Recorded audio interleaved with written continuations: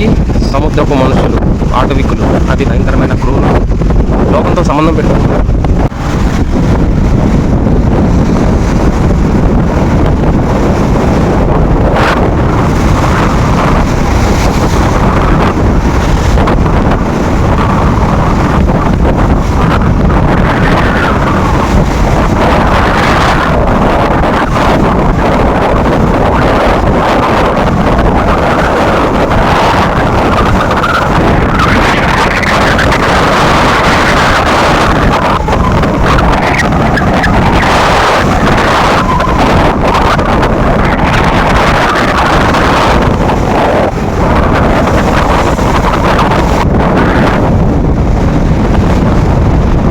సముద్రం మధ్యలో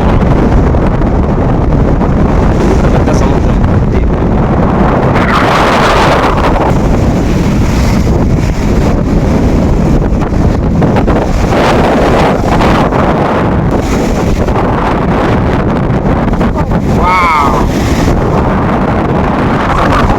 వావ్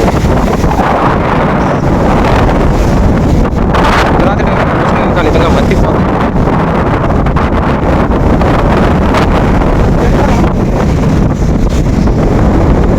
ఇప్పుడు 5వ ఫ్లోర్లో ఉన్నాము, అయినా కానీ ఆ వాటర్ మనకు తగులుతుంది, వచ్చి టచ్ అవుతుందంటే చూడొచ్చు.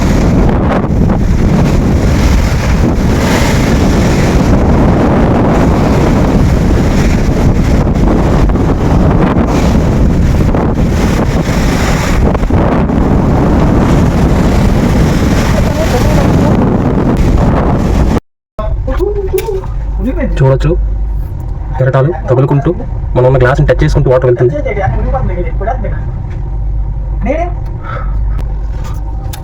మనం ఉన్న క్యాబిన్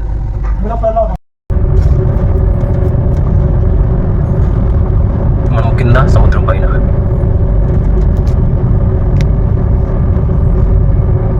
కెరటాలు చూడొచ్చు మనల్ని తాక్కుంటూ వెళ్తున్నాయి. మొత్తం వాటర్తో ఫుల్ అయిపోయింది. ఇప్పుడు సగం సగం మాత్రమే అయ్యేది, మొత్తం టచ్ అయింది. ఇప్పుడైతే పెద్ద పెద్ద కెరటాలు వస్తున్నాయి. ఇప్పుడు సముద్రానికి మధ్యలో ఉన్నాం. ఇటువైపు చూసినా సముద్రమే, చుట్టుకొలతంతా సముద్రమే. చూడొచ్చు కెరటాలు ఎంత పెద్దగా వస్తాయి.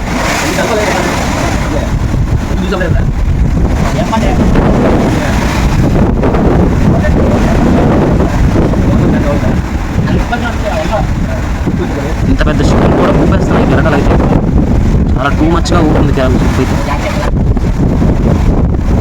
ఒక కొండంత సైజులో ఉండే కెరటాలు వస్తున్నాయి.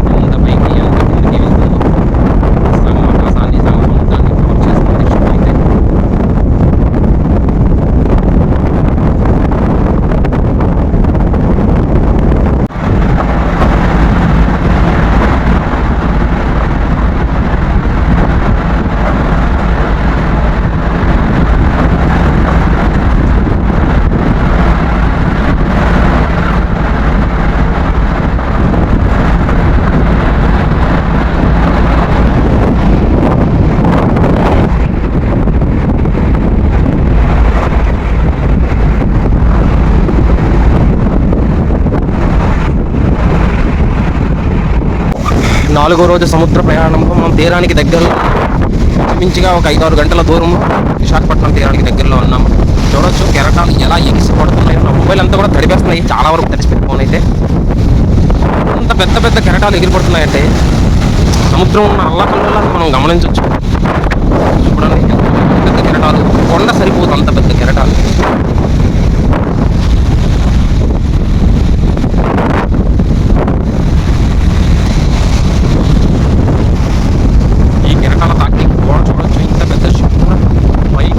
ఎంతలా ఊగుతుందో.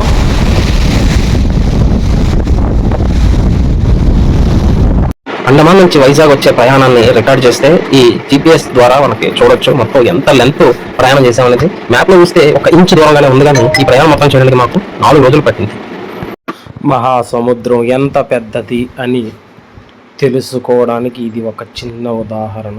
కేవలం ఒక్క ఇంచు ఉండే ప్రదేశంలో ప్రయాణం చూడొచ్చు. ఈ చిన్న గ్యాప్ లో ఉన్న ప్రయాణం చేయడానికి 4 రోజులు పట్టింది. 4వ రోజున మేము గమ్యానికి చేరుకున్నాం. సముద్రం 2 పాయలుగా చీలిన భాగం ఇది. ఎందుకంటే కెరటాలు, ఈ కెరటాలు ఇటువైపుగా వెళ్తున్నాయి, ఆ కెరటాలు ఆ వైపుగా వెళ్తున్నాయి. 2 భాగాలైన ప్రాంతం ఇది. కెరటాలు మాత్రం ఇక్కడ చూడండి, అందుకే ఇక్కడ కెరటాలు లేవు, మనకి చాలా తక్కువ కనిపిస్తున్నాయి. ఎందుకంటే కెరటం చూడండి అటువైపు వెళ్తుంది, ఈ వైపుగా వెళ్తుంది.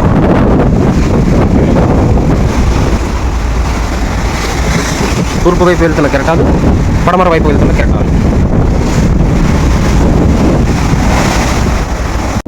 ఇక్కడ అన్నీ కూడా పార్కింగ్లో ఉన్నాయి. ఇవన్నీ కార్గో షిప్పులు.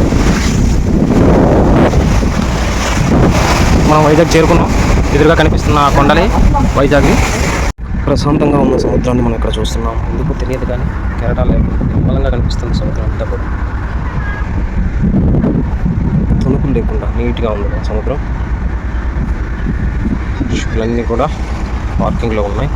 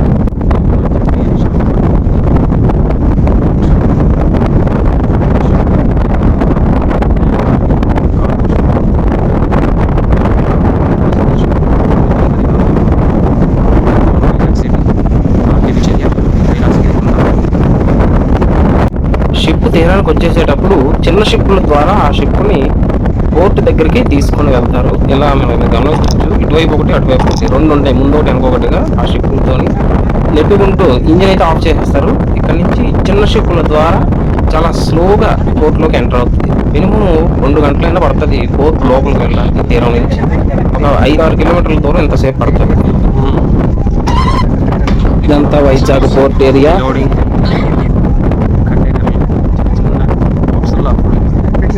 ఇట్లా కనిపిస్తున్నాయి అబ్బాయి.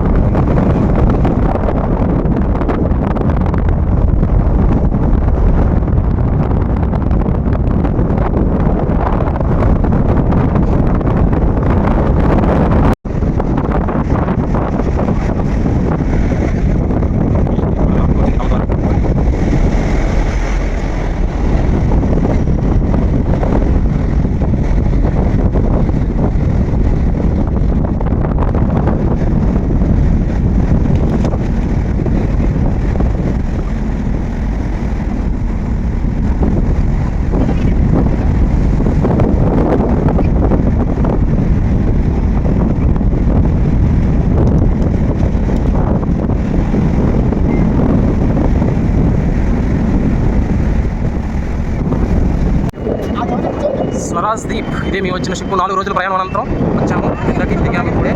లగేజ్ దిగుతున్నారు.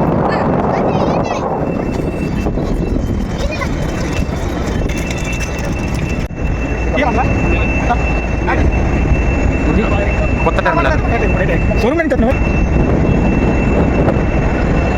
అంతా కూడా షిప్, ఇంతవరకు షిప్పే. స్వరాజ్దీప్ షిప్ యొక్క కొత్త టెర్మినల్ యొక్క ఎంట్రన్స్.